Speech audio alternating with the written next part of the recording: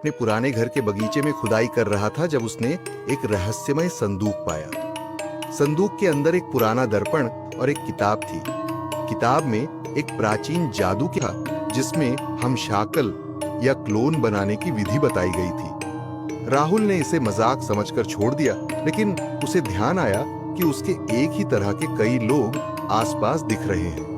रात को राहुल ने उस दर्पण को अपने कमरे में रखा और उसकी किताब को पढ़ने की कोशिश की। जैसे ही उसने किताब में बताए गए मंत्र का जाप किया, दर्पण की सतह पर अजीब सी हलचल होने लगी और दर्पण से एक और राहुल बाहर आया।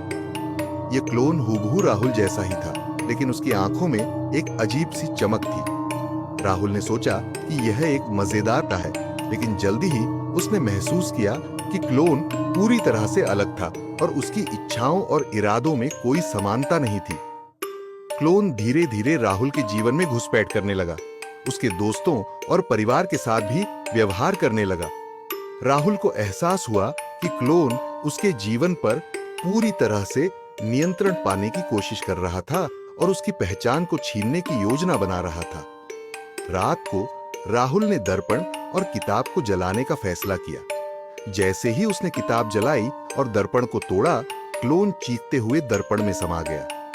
सुबह उठते ही राहुल ने देखा कि दर्पण और किताब गायब हो चुके हैं, लेकिन उसकी आत्मा अब भी भयभीत है। उसने महसूस किया कि वह खुद ही क्लोन से घिरा हुआ है, जो अब भी उसके जीवन में कहीं न कहीं छिपा हुआ है। राहुल के मन में अब केवल एक ही सवाल था, क्या वह खुद असली है या क्लोन ने उसकी जगह ले ली है?